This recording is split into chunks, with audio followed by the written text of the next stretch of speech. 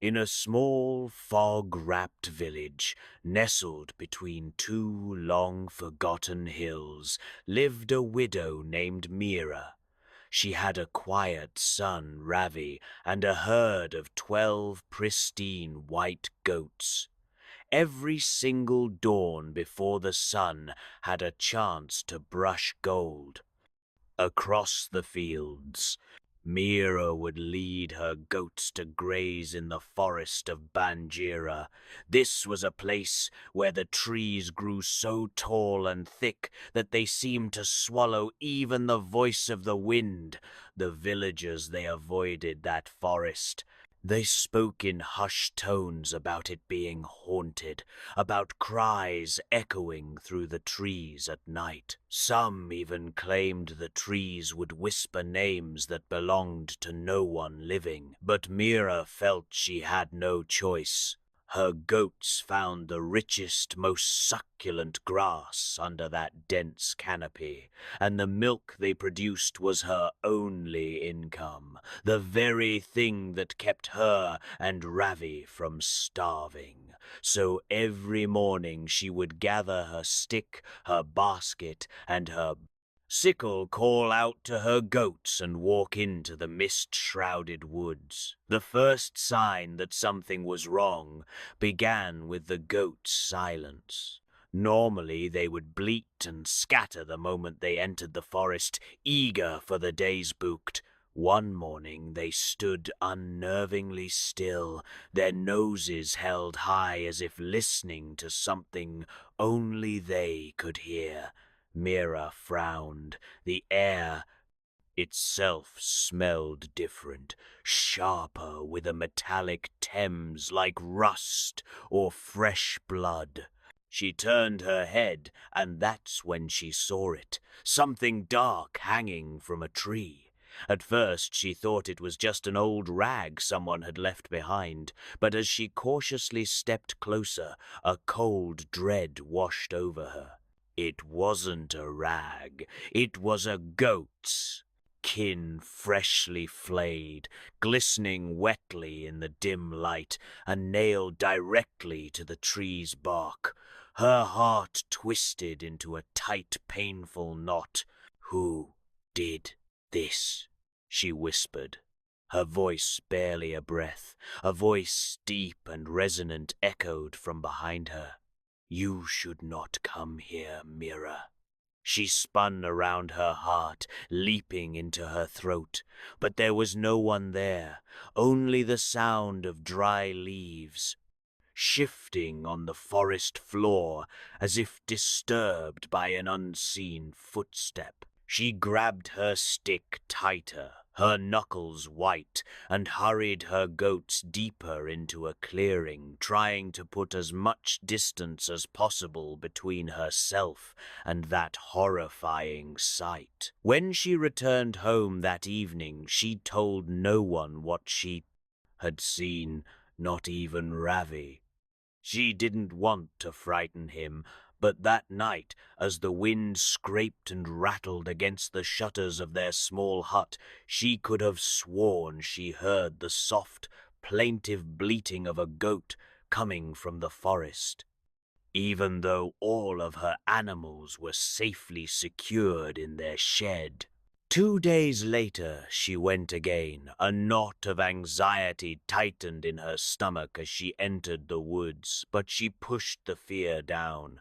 The air felt colder this time, and the shadows seemed to stretch and move with an unnatural speed, darting just at the edge of her vision. As she bent down to cut some wild grass for her basket, she saw him figure standing perfectly still between the trees. He was tall, thin, and almost skeletal in his stillness. His clothes were dark and ragged, his hair a tangled mess, and in his hand a long curved knife gleamed faintly in the dappled light. Meera froze every muscle in her body, tensing the goats shuffled uneasily around her, sensing her terror. The man took a slow step closer, his eyes fixed on her. "Those are my goats," he said, his voice a low, menacing rumble. It was a voice she'd never heard, from a face she'd never seen. "No," she managed to say, her own voice trembling. "They're mine. I raised them since they were kids." A cold, cruel smile spread across his face. "You raise what you steal, you feed what isn't yours." And before she could react, he lunged. Instinct took over.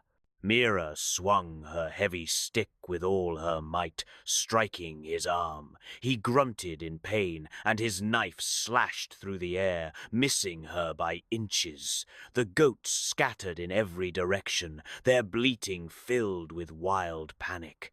Meera ran. She ran without thinking, her heart pounding against her ribs like a trapped bird. Branches tore at her shawl, scratching her skin, but she didn't slow down. She didn't dare look back until she burst out of the forest's edge and saw her small house in the distance. She slammed the door, bolted it shut, and collapsed onto the floor beside Ravi, gasping for breath.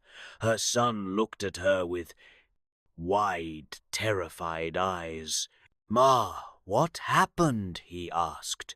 But she couldn't speak. The only sound she could hear was the phantom bleating of her terrified goats, ringing in her ears even though they were long gone. The next morning brought a new horror. Half of her goats were missing. Their ropes in the shed hadn't been chewed through. They had been cleanly cut, and on the ground that same metallic smell lingered in the air, the smell of blood. Ravi, his face pale with fear, begged her not to go back to the forest, but Meera knew. She couldn't afford to lose any more animals. That was their livelihood. That evening, armed with her sickle and a flickering lantern, she went back alone. The forest was eerily silent, the only sound the distant rustle of leaves in the breeze. When she reached the clearing from the day before she saw them, her missing goats, or what was left of them, their bodies had been arranged in a perfect circle, each one's throat slit with brutal precision, and in the center of that ghastly circle stood the man, smiling in the flickering lantern light. "You should have stayed home," he said, his voice dripping with malice. "The forest remembers." "Thieves!" Meera backed away slowly, her hand shaking so badly she could barely hold the lantern steady. Why are you doing this?" He tilted his head, his smile widening. "Do you know who owned this land before you, my family? It was ours for generations. Until your husband took it, you fed your goats on the soil of my bloodline." Meera's breath caught in her throat. She remembered now. Years ago, her husband had bought this plot of land very cheaply, right after its previous owner had died under mysterious circumstances. I didn't know," she whispered.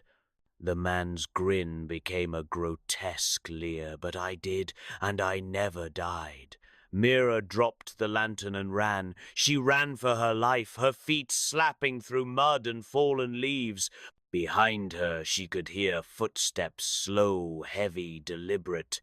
They were unhurried, confident. She didn't dare turn around. When she finally reached her hut, she barred the door and pulled Ravi into a tight, desperate embrace. "Don't open it," she told him, her voice choked. "Why?" "Terror.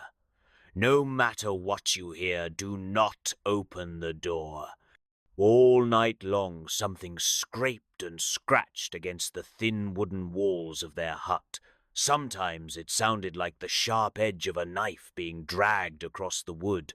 Other times it sounded uncannily like hooves. At dawn, the sounds finally stopped. Hesitantly, Meera unbarred the door and stepped outside. The ground was smeared with red footprints. They were the prints of goat hooves leading from her door back toward the forest. But there were human footprints too, walking right beside them, and one of those human footprints ended right at her doorstep. That day Ravi didn't speak a single word. He just sat near the few goats that remained, staring at them with a blank, haunted expression.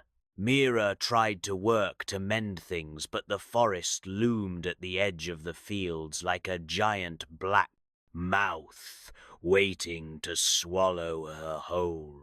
As sunset painted the sky in shades of orange and blood red, she noticed something strange. One of the goats, her favorite, a pure white one with a single brown patch over its eye, was looking at her, but its eyes, they weren't goat eyes, they were human eyes. They blinked slowly, intelligently, watching her every move. Meera screamed a raw, guttural sound and stumbled backward. The goat let out a bleat, but it wasn't a normal sound. It was a deep, guttural noise that sounded disturbingly human. From the dark edge of the trees, the man's voice drifted out, cold and victorious. I said, "The forest remembers and it takes back what's owed." One by one, the remaining goats turned to face her, and in the fading light she could see their eyes gleaming with the same malevolent intelligence as the man's. Ravi ran to her, crying, burying his face in her dress. "Ma, what's happening?" She grabbed him and fled back into the house, slamming the door shut. But when she turned to look out the small window, the goats were gone. Only a profound, heavy silence remained. The next morning, the villagers noticed that no one came out of Meera's hut. They never saw Meera or her son Ravi again. But the goats returned, all 12 of them, clean and quiet, grazing peacefully by the edge of the forest as if nothing had ever happened. The villagers still talk about it. They say that if you go near the Bhanjira woods at dusk, you can sometimes hear a woman's voice calling out, softly carried on the wind. A desperate, searching voice calling Ravi, feed the goats, and sometimes if you dare to look closely at those 12 white goats, one of them will look back at you and it will smile. Thank you for watching. If you enjoyed this story, don't forget to like, subscribe, and hit that notification bell for more tales from the shadows. Stay safe out there.